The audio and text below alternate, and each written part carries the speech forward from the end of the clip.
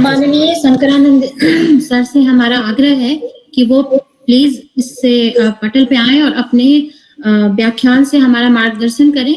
Sir please over to you. और sir के आने के पहले एक आग्रह है सभी प्रतिभागियों से कि वो कृपा करके अपने माइक को अनम्यूट पे रखें और वो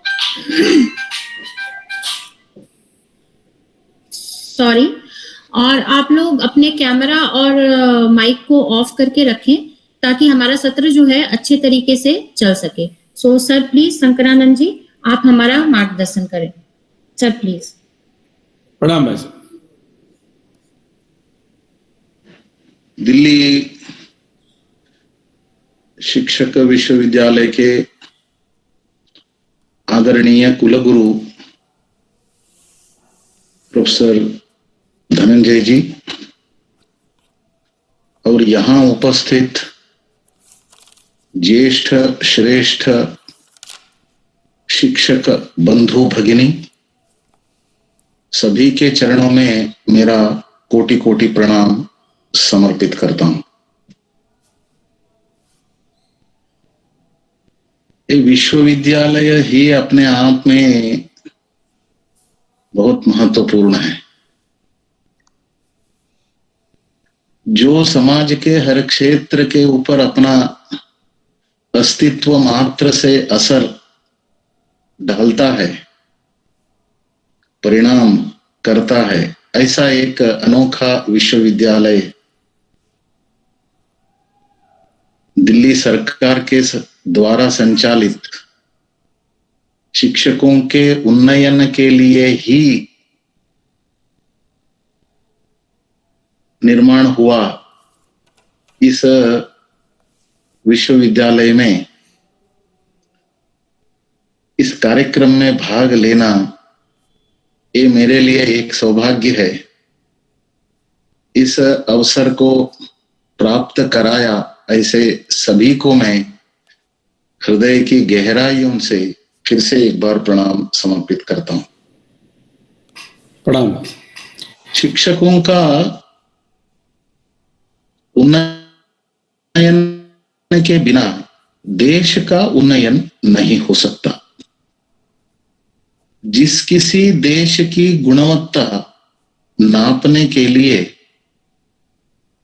वहां की शिक्षा की गुणवत्ता के आधार पर तय किया जाता है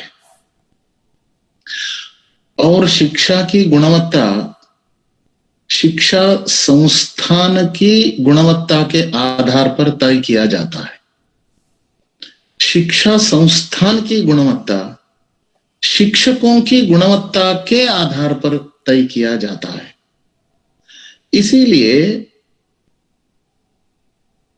शिक्षकों की गुणवत्ता और देश की गुणवत्ता, समाज की गुणवत्ता एक डायरेक्टली प्रोपोर्शन है।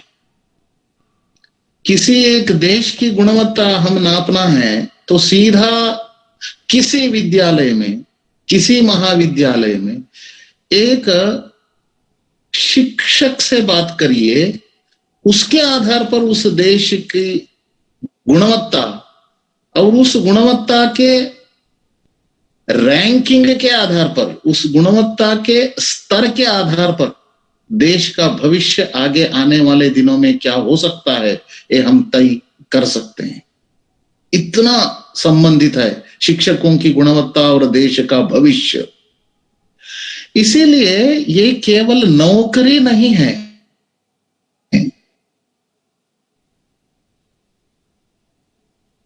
ये राष्ट्र निर्माण का एक भाव के कारण ही एक शिक्षक अपने आप को ऊंचाई तक पहुंचाने में सफल हो जाता है। By the sense of responsibility, by mere sense of responsibility, feeling the sense of responsibility, we can elevate ourselves to the higher level of consciousness by which we can deliver as a teacher, the maximum, the best we can deliver. The best, beat the best is the next. इसीलिए best करने के बाद next क्या है ऐसा लगता है, इसीलिए कुछ लोग बेस्ट करने में पीछे रह जाते हैं। आज ही मैंने बेस्ट कर दिया तो कल क्या करें? What is next after best? इसीलिए मेरा उत्तर है beat the best. Daily, every day you beat the best, beat your best. यही नीति होनी चाहिए। एक क्रिएटिविटी के बिना नहीं हो सकता। इसीलिए भारतीय ज्ञान परंपरा के आधार पर शिक्षकों का एक माइंडसेट निर्माण करना पड़ता है, हम कर लेना पड़ता है, without which we can not accomplish the goal of राष्ट्र निर्माण। नेशन बिल्डिंग हमारे द्वारा हो ही नहीं सकता यदि हमारे माइंडसेट भारतीय ज्ञान परंपरा के आधार पर निर्मित नहीं होता तो। इसीलिए पहला सोच हमारे अंदर क्या होना चाहिए, ये बहुत स्पष्ट है, दृष्टि परिवर्तन कर देने वाला है। ओम सहनाववतु सहनौ भुनक्तु सह वीर्यं करवावहै तेजस्वी नावधीतमस्तु मां विद्विषावहै। ये बेसिक कॉन्सेप्ट अपने अंदर विकसित कर लेना पड़ेगा। यानी यहां गुरु और शिष्य दोनों मिलकर इस मंत्र का उच्चारण कर रहे हैं। सहनाववतु, हम दोनों साथ साथ चलें। सहनो भुनक्तु, अपना भरण पोषण साथ साथ हो जाए। सह वीर्यं करवावहै, हम दोनों मिलकर एक साथ चलते हुए वीरता को प्राप्त करें। तेजस्विनावधीतमस्तु, वीरता के कारण तेजस्वी हम बने, दोनों बने। मां विद्विषावहै, अभी तक चार जो बताए वो सभी सकारात्मक हैं। ये पांचवा जो है वो एक नकारात्मक जैसा दिखता है, लेकिन वो महत्वपूर्ण है, वो मौलिक है। मां विद्विषावहै, अपने बीच में द्वेष ना हो। इसका संदेश क्या है? इसका संदेश यह है कि गुरु शिष्य से बढ़कर श्रेष्ठ नहीं है। गुरु भी एक छात्र है, गुरु भी शिष्य ही है।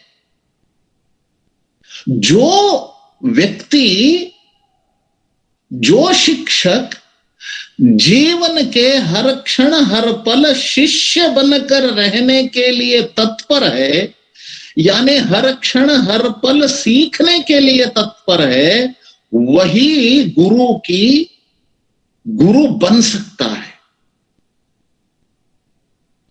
हर क्षण सीखने की तत्परता, सीखने में तल्लीनता, सीखते सीखते सीखने के विषय से लीन हो जाना, ये गुरु बनने के लिए पात्रता यही है।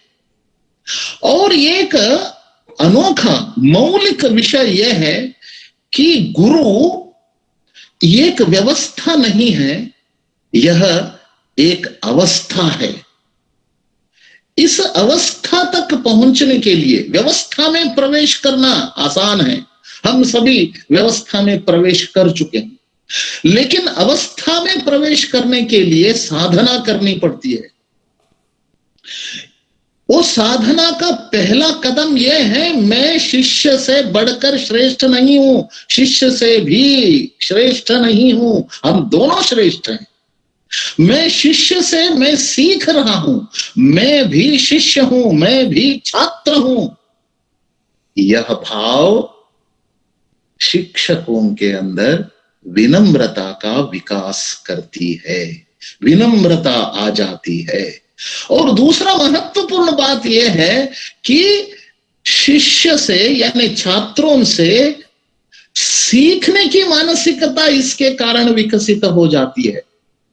मां विद्विषाव है, सीखते सीखते शिष्य के अंदर जो विशेषता है, अद्वितीयता है, उसके बारे में मन के अंदर आदर निर्माण होता है, शिष्य के बारे में गर्व महसूस करते हैं।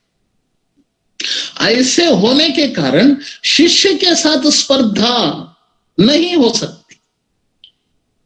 इसीलिए कहा गया है शिष्यादिच्छेत पराजयम।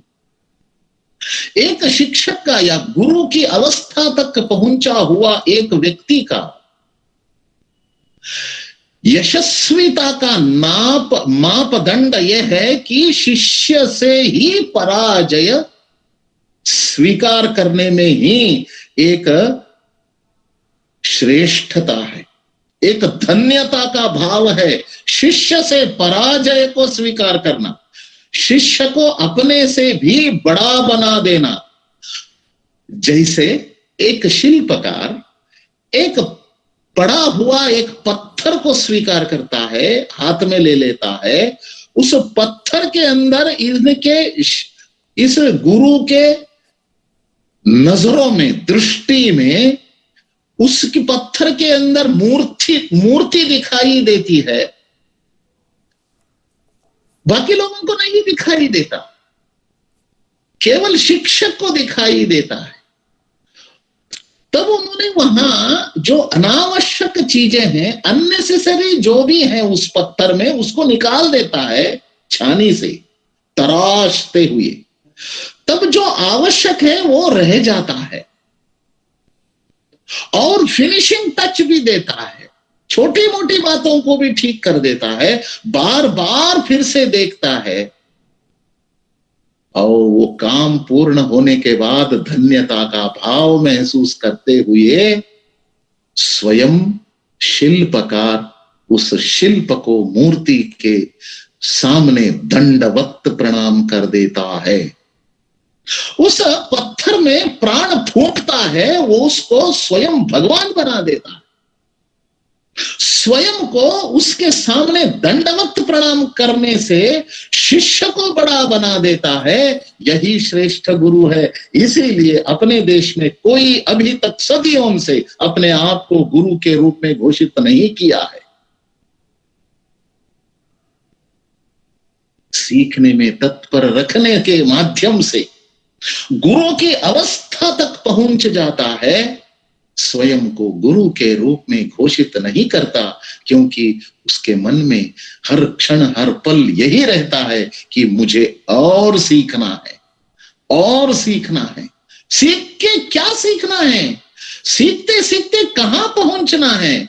पूर्णता को प्राप्त करना है, स्वयं प्रकाश बनना है, अमरत्व को प्राप्त करना है, स्थित प्रज्ञ अवस्था तक पहुंचना है, पूर्णता को प्राप्त करना है। ये पूर्णता को प्राप्त करने के लिए हर दम, हर क्षण, हर पल सीखते ही रहना चाहिए। इसीलिए हर क्षण शिक्षण, प्रति क्षण शिक्षण। 10:30 से 5:30 बजे तक शिक्षण नहीं है।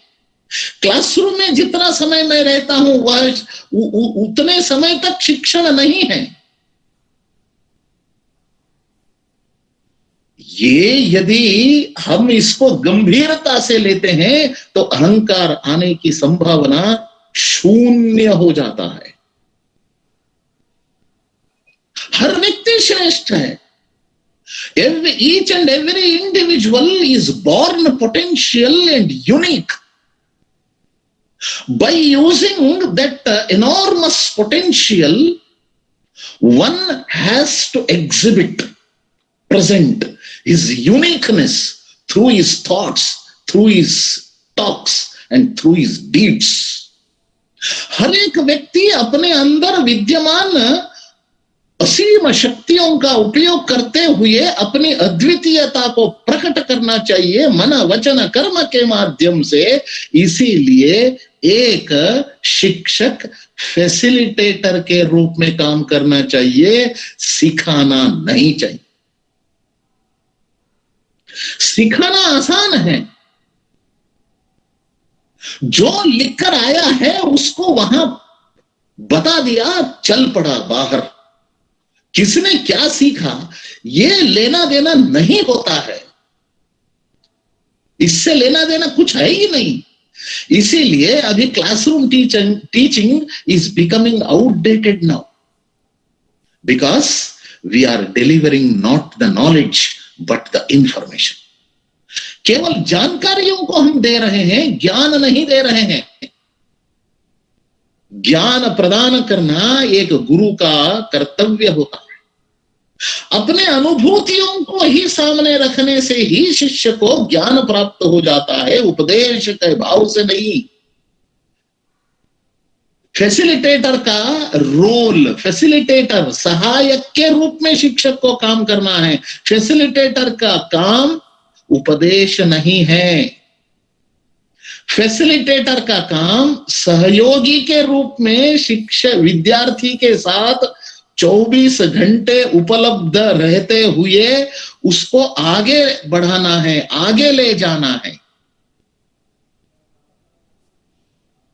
इसीलिए संयम चाहिए, इसीलिए मन के अंदर अथाह शांति चाहिए, विद्वत्ता चाहिए और डिलीवरी चाहिए। विद्वत्ता अध्ययन से आता है और अध्ययन के बाद आचरण होना चाहिए। आचरण करने के बाद ही बोलना चाहिए, ताकि एक शिक्षक अपने आप को आचार्य के स्तर तक ले जाता है।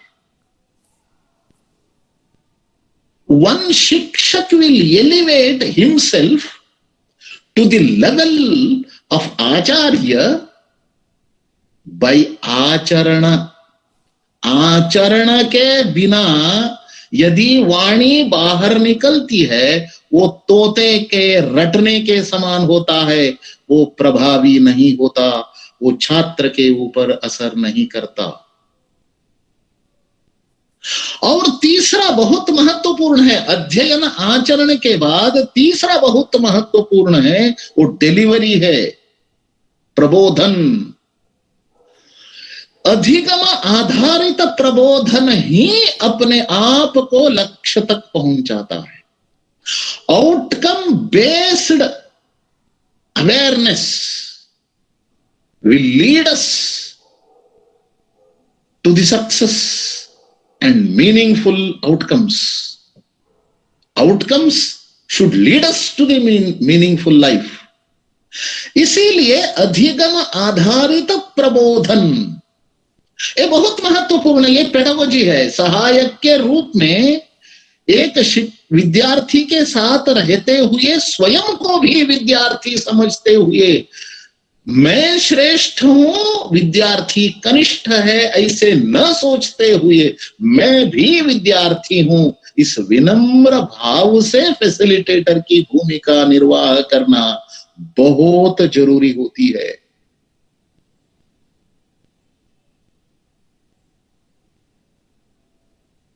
जब फैसिलिटेटर के रूप में काम करते समय प्रशिक्षित भी करना पड़ता है।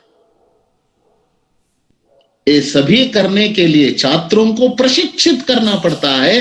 प्रशिक्षित करने के लिए नए नए टेक्निक हर रोज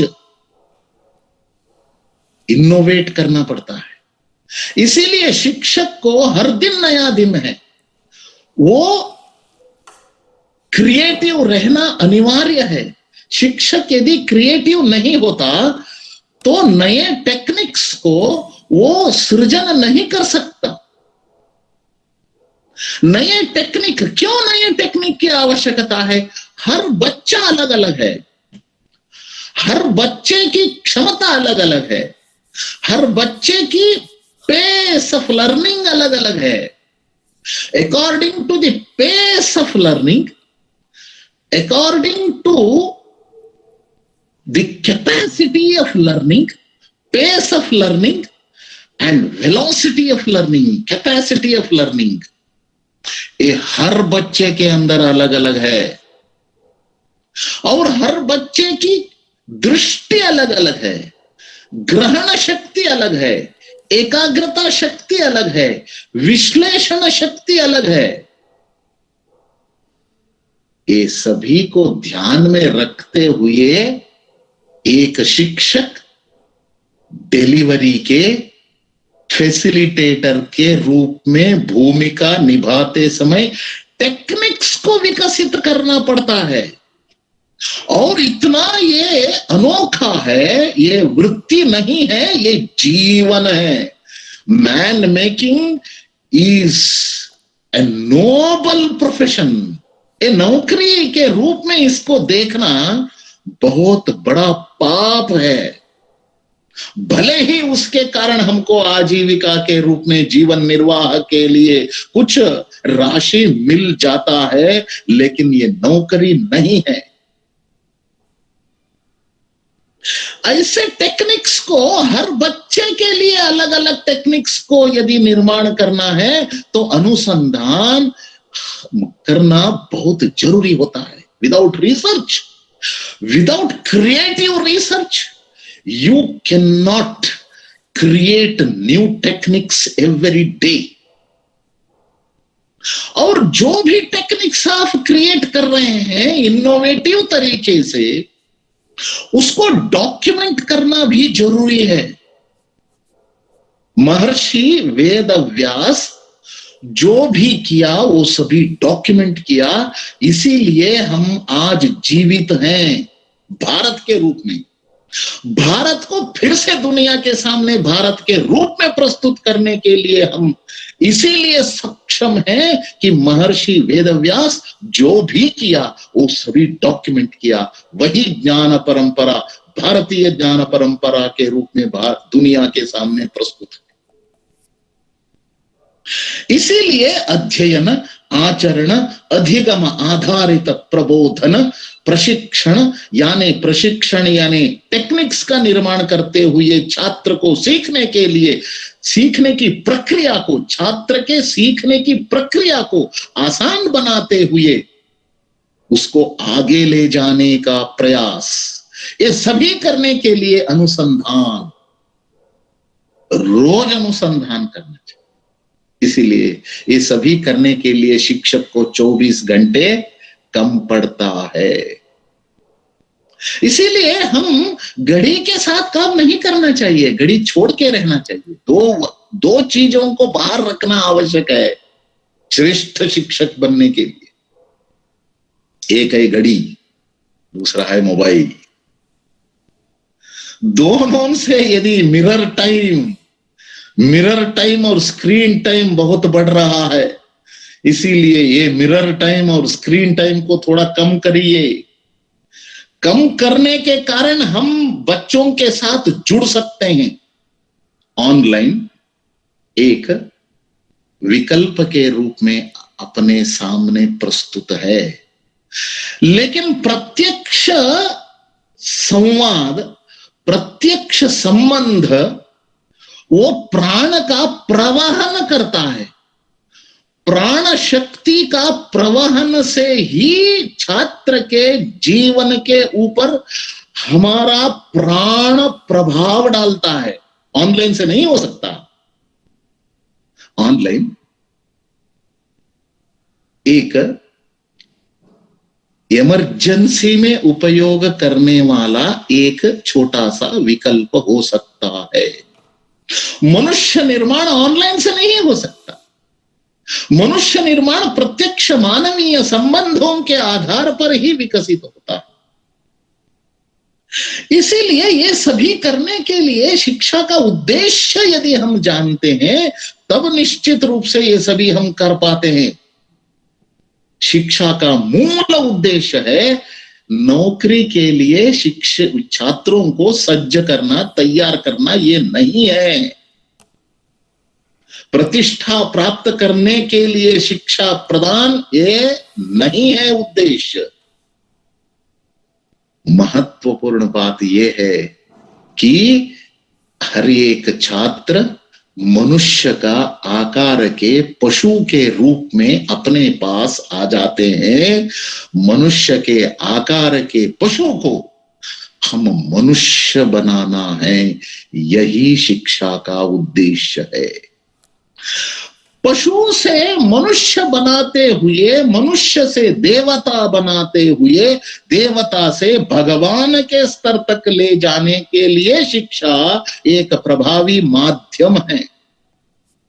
इसीलिए अपने देश में कहा गया कि नर नारायण बन सकता है, नर नारायण बन सकता है, मानव माधव बन सकता है। ये केवल कहने के लिए मात्र पुस्तक में नहीं रहा, लेकिन ऐसा जीवन जिए यहाँ के अनेकों सामान्य व्यक्ति साधना के कारण व्यक्तिगत जीवन को साधना के रूप में परिवर्तित करते हुए जीते जीते ही नारायण बन गए।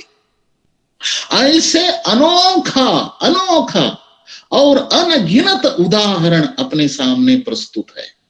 मैंने एक विद्यालय गया था, मैंने कहा जीते जीते जो मनुष्य माधव बन गया, नर नारायण बन गया, ऐसे उदाहरण आप दे सकते हैं क्या? ऐसे मैंने पूछा। एक 5वीं कक्षा का बच्चा खड़ा हो गया, सर मुझे गांव का नाम बता दीजिए। अरे मुझे प्रश्न पूछ रहा है, गांव का नाम बता दीजिए। मैंने क्या मतलब है आपका? वो कहा आप गांव का नाम बता दीजिए, मैं उस गांव में जीते जीते जो नारायण बन गए, भगवान बन गया, उसका ऐसे व्यक्ति का नाम मैं बताऊंगा। 5वीं कक्षा का बच्चा। मैं रोमांचित हो गया। यानी क्या मतलब क्या है? हर गांव में जीते जीते नारायण बन गए हैं, ऐसे लोग ही इस देश में मिल जाते हैं। इसी के कारण ये देश अभी तक सदियों से जीवित है। उसमें एक है शिक्षक भी है, मां है और संत है।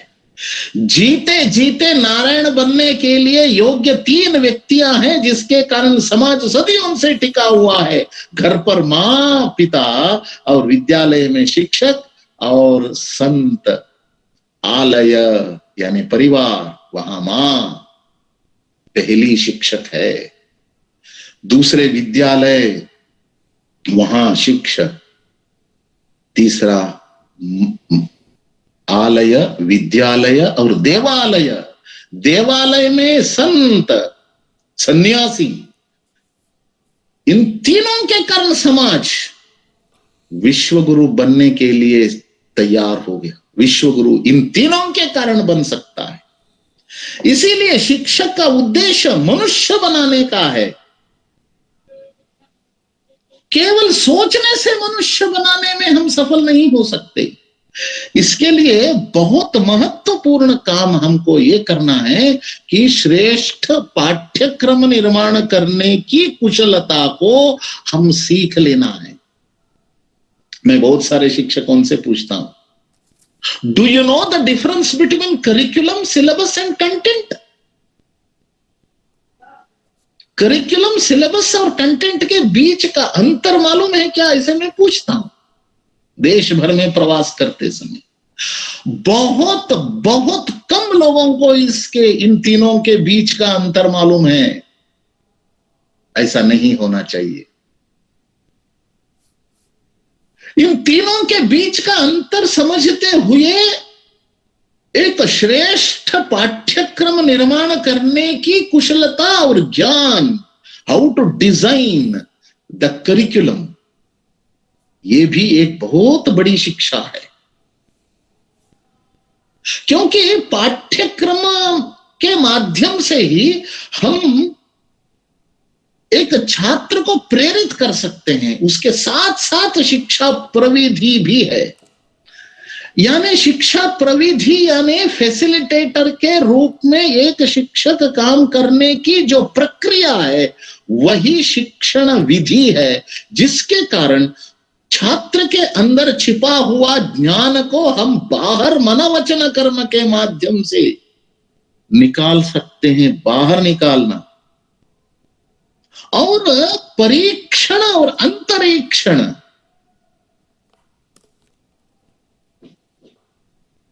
मूल्यांकन और आकलन, परीक्षण और अंतरीक्षण। आकलन बाहर से होता है, मूल्यांकन अंदर का होता है। इसीलिए मूल्यांकन यानी अंतरीक्षण है, आकलन यानी परीक्षण है। इवैल्यूएशन यानी मूल्यांकन है, असेसमेंट ए आकलन है। A evaluation and assessment both are completely different. मूल्यांकन और आकलन दोनों अलग अलग है। मूल्यांकन पास के करीबी के व्यक्ति कर सकते हैं, परीक्षण यानी आकलन ये बाहरी व्यक्ति करनी चाहिए। इसके पीछे भी एक साइंस है, ये भारतीय विधि है। इस विधि को यदि नहीं समझते तो हम कैसे मूल्यांकन कर सकते हैं, कैसे असेसमेंट कर सकते हैं? It is a great injustice. ये साइंस के बिना यदि एक छात्र का मूल्यांकन और आकलन इसके बिना हो जाता है तो निश्चित रूप से मैं कहता हूं it is a great injustice towards the student. एक छात्र को हम बहुत बड़ा अन्याय कर रहे हैं। ये सभी करने के लिए तीसरा चरण में आपके सामने रखने का प्रयास कर रहा हूं। शिक्षक को मां बनना चाहिए। बहनें जहां पर शिक्षक हैं वो मां बनना चाहिए। और पुरुष शिक्षक भी मां बने बिना ये काम कर नहीं सकते। इसीलिए मैं सबसे विनम्र अनुरोध करता हूं, मातृत्व का भाव को आप आवाहन कर दीजिए। पुरुष होते हुए भी मां बनने के लिए शिक्षक बनना यह एक श्रेष्ठ अवसर है। मां बनने के कारण आत्मीयता का धारा हमको बांट सकते हैं, मातृवात्सल्य को हम दे सकते हैं। लेकिन उससे काम नहीं चलेगा, पितृवत रहना पड़ेगा, यानी अनुशासन। केवल आत्मीयता से बिगड़ जाते हैं, इसीलिए अनुशासन चाहिए। केवल अनुशासन से पास नहीं आते, रुष्ट हो जाते हैं और दूर चले जाते हैं। केवल अनुशासन है, only discipline does not suffice. Affection is inevitable. यानी there should be a beautiful blend of affection and discipline. Discipline के कारण नियमों के अंदर छात्र को बैठा देना चाहिए। आत्मीयता के कारण छात्र को प्रेरित करना चाहिए नई ऊंचाई तक पहुंचाने का। तीसरा अवतार हमको लेना पड़ेगा, वो मित्रवत रहना बहुत आवश्यक है। यानी अपने मन की सारी बातें शिक्षकों के साथ शेयर करें। इसके कारण सही क्या है, गलत क्या है, ये समझते हुए सही दिशा में आगे बढ़ने के लिए शिक्षक छात्रों के साथ मित्रवत रहना भी आवश्यक है। इसका संतुलन रखना पड़ेगा। संतुलन विवेक से ही होता है। अनुशासन, आत्मीयता, अनुशासन और मित्रवत का भाव, मित्रत्व का भाव, इसमें संतुलन रखना पड़ेगा। चौथा अवतार है संतवत, यानी निरपेक्ष भाव से काम करने का, फलेच्छा से मुक्त होकर काम करने का, जो कर्म योग का भाव विकसित करना है छात्रों के अंदर, उसके लिए हमको संत बनना पड़ेगा। संत समर्पण का जीता जागता उदाहरण है। समर्पण एक बहुत बड़ा शब्द है। इसका ट्रांसलेशन किसी भाषा में नहीं हो सकता। Sacrifice is not the equivalent word for samarpana. Samarpan is a great word. It is a great value in Indian knowledge system. भारतीय knowledge, भारतीय ज्ञान परंपरा। और अंत में 5वां अवतार हमको लेना पड़ेगा, वह है ईश्वरवत। ईश्वरवत बनने के कारण उदारता, खुद के बारे में कठोरता, दूसरों के बारे में, सामने वालों के बारे में, छात्रों के बारे में उदारता, ये सभी के प्रतिमूर्ति छात्र बनना है तो स्वयं पहले इसे बनना पड़ता है। इसीलिए व्यक्तिगत साधना पूर्णता की ओर जाने के लिए हर क्षण सीखते रहना, सीखते रहना, सीखते रहना।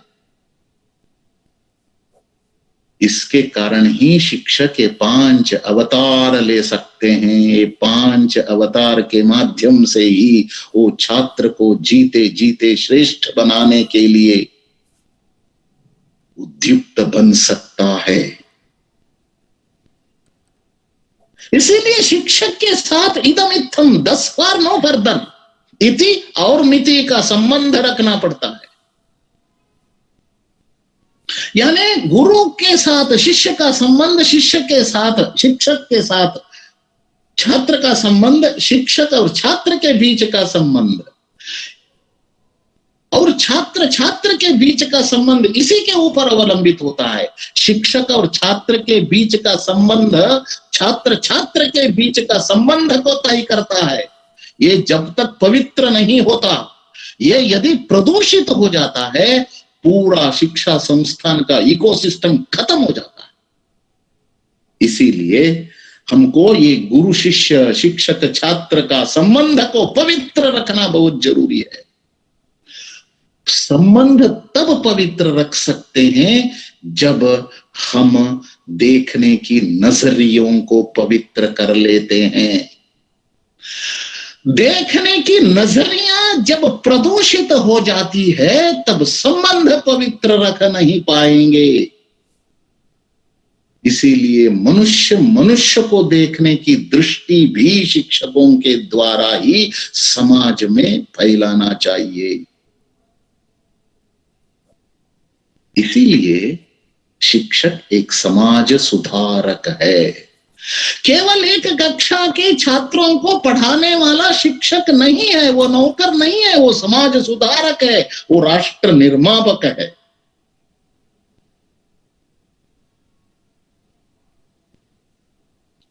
योग सूत्र के 39th सूत्र 49वां सूत्र ऐसा कहता है, अपरिग्रह स्थैर्य जन्म वृत्तांत बोधः। इसको आप खोल के पढ़िए, बहुत आनंद आ जाएगा, आपको विश्वास बढ़ जाएगा।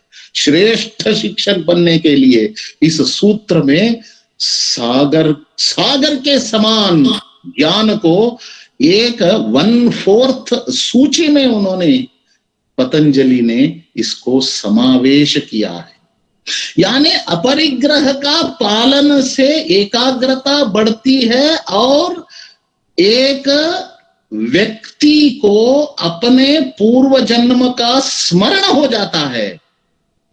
पूर्व जन्म का स्मरण होने के कारण भविष्य में क्या घटती है, घटित होता है, उसका भी ज्ञान प्राप्त होता है। इसीलिए शिक्षक और भारतीय ज्ञान परंपरा ये दोनों अलग अलग नहीं है, दोनों एक ही सिक्के के 2 पहलू है। शिक्षक ऐसे बने बिना विकसित भारत नहीं हो सकता।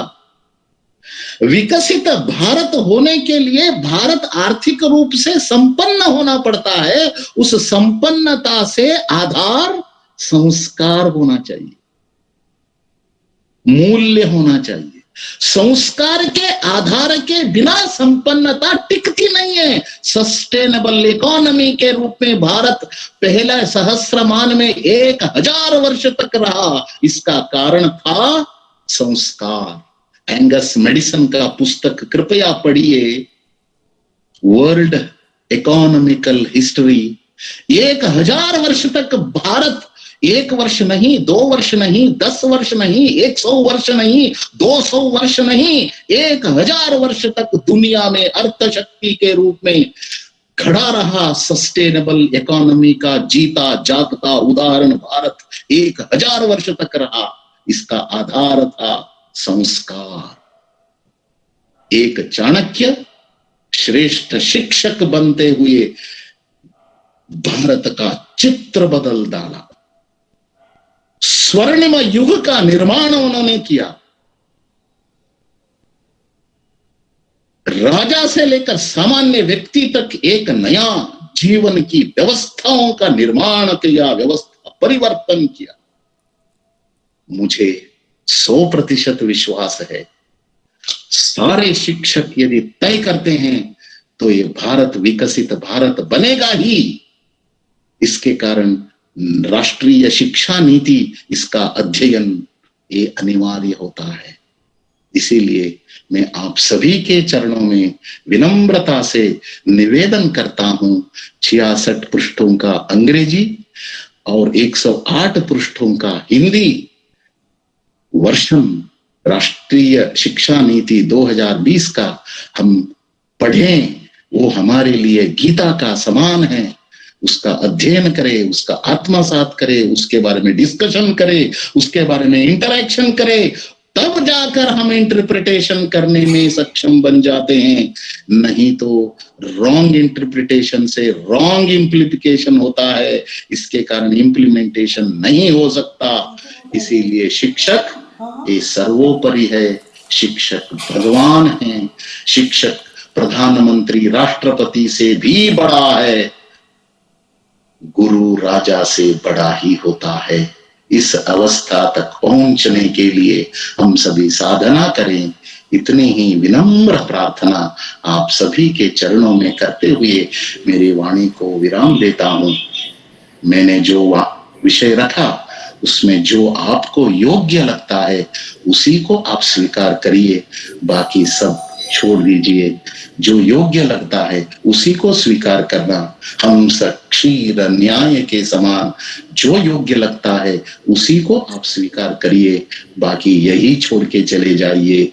ऐसे विनम्र प्रार्थना करते हुए मेरी वाणी को विराम देता हूं। सभी को पुनः पुनः कोटि कोटि प्रणाम। सादर धन्यवाद सर। त्रिशूला जी, मैं 2 शब्द अपने तरफ से सिर्फ सर का धन्यवाद करते हुए ये कहना चाहूंगा कि मैंने पढ़ा है जो शास्त्रों में, उसमें ये बात कही गई है कि स्वदेश पूज्यते राजा और विद्वान सर्वत्र पूज्यते।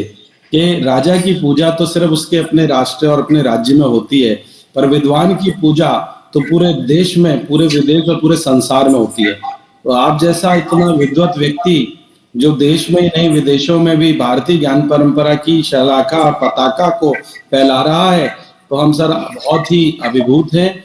और आज आपको अपने इस मंच में आपके ज्ञानार्जन के माध्यम से और आपने जो अपने ज्ञान की रश्मियां बिखेरी हैं और अपने स्वाध्याय से जो आपने जो मोटी हमारे सामने वर्ड ऑफ विजडम के द्वारा दिए हैं, तो निश्चित रूप से हमारे सारे पार्टिसिपेंट उनका बहुत ही उन्होंने इसका लाभ उठाया है। आपको सुनना हमेशा ही सुखदायी होता है। आपने हालांकि हमारे अनुग्रह पर बहुत अपने को बांध लिया, क्योंकि आपके पास इतना विस्तृत ज्ञान है कि ये 1 घंटे के सत्र में समाहित नहीं हो सकता। मैं पुनः आपका कोटि कोटि धन्यवाद और आभार। आप कुछ प्रश्न हो तो त्रिशूला जी अभी ले सकते हैं। पवन शर्मा जी का जो सत्र है जुड़ाव 15 मिनट 20 मिनट है। चांद भारद्वाज जी ने हाथ खड़ा किया है। हमारे बीच में बहुत ही सीनियर पार्टिसिपेंट हैं Shri Bhardwaj ji, doctor C.K. Bhardwaj ji. Thank you very much sir. आपका उद्बोधन इतना कंप्लीट है कि पूर्ण ज्ञान इसमें मिलता है। और आपने शुरुआत की नवो नवो भवति। आपने इस संस्थान को ये बताया कि नए नए विचारों से उसको और आगे लेके जाना है और उस पर रिसर्च होती रहे कॉन्टिन्यूसली। और हम लोगों का ये विषय है कि हम master of all and jack of none को प्रोड्यूस करें। और जैसे टीचर पारस है, आपने बताया कि वो अपने पारस से गोल्ड बनता है, कुछ भी चीज उससे छू दें तो। लेकिन गुरु पारस है और अपने शिष्य को भी पारस ही बनाना चाहता है। तो कितना बड़ा विषय है, और इसमें जो हम लोगों का कार्य है, मैं उससे आपसे भी संपर्क स्थापित करना चाहूंगा। हम लोगों ने spiritual literacy for digital age पर कार्य किया है, और बहुत ही इनोवेटिव एस्पेक्ट है, जो कि मैं वीसी साहब के साथ में बैठ के उस पर बहुत बड़ा चिंतन करके और उसको आपके समक्ष में नटशेल में प्रेजेंट करेंगे कि किस प्रकार अटेंशन जो है अब हमारी आत्मा का बाहरी स्वरूप, जो कि मेरा अटेंशन है, और आत्मा मेरी कनेक्टेड रहती है अपने उद्गम से। तो I am part of all knowing, all pervading, और वो attention is like an omni scanner. अगर उसको हमने जागृत कर दिया स्टूडेंट में टीचर्स के माध्यम से, तो सारे भारत में master of all and jack of none बनने में देरी नहीं लगेगी, क्योंकि यह ज्ञान जो ओमनी स्कैनर है, क्योंकि परमात्मा प्रकाश है और मेरी आत्मा भी प्रकाश है, जो शब्द से जुड़ी है, नाद से जुड़ी है, और वह मन और शरीर से होती हुई इंद्रियों के माध्यम से नीचे को बाहर को फैलती है। उसको हमको वापस एकाग्र करना है, तो हम उसको बोलते हैं कि it is not focusing of attention. If it is focused it goes on the body and it is physical yoga. If we put our attention onto the mind, it is mental yoga.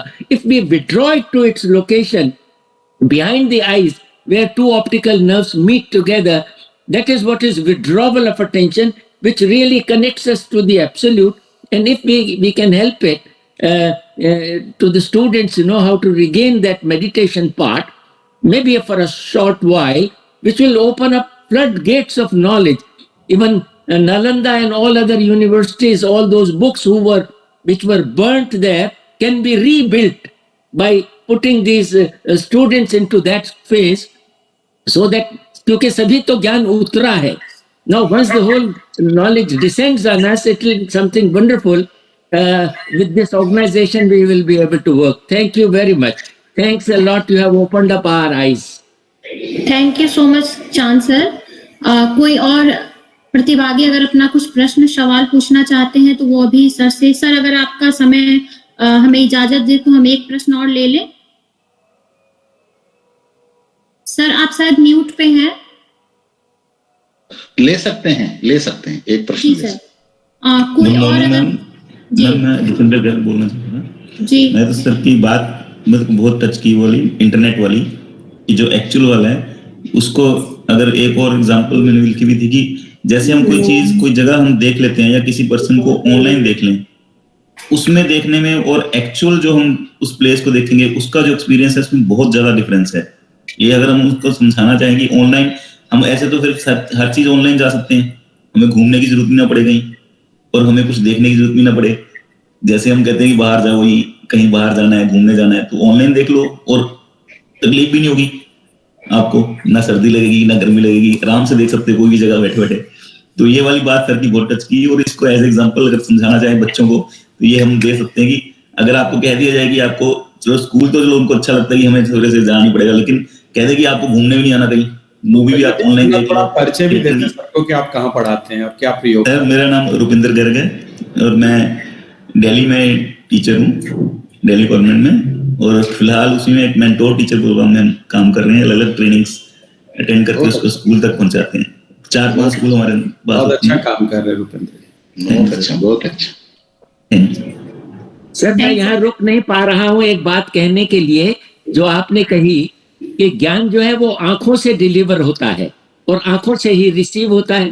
तो जब तक सामने समक्ष नहीं बैठेंगे तो वह ज्ञान जो है, जो प्रवाह गुरु से निकला है और वो शिष्य में उसकी आंखों में आंखें देख के अगर करेंगे, उपनिषद का भी अर्थ यही है कि बिल्कुल करीब बैठे हैं और आप 1-to-1 करके बात कर रहे हैं. और जैसे आपने कहा कि हर व्यक्ति, हर स्टूडेंट एक यूनिक है और उस यूनिकनेस को टीचर ने स्टडी करना है और उसके उपरांत उसको ज्ञान देना है. Thank you very much sir.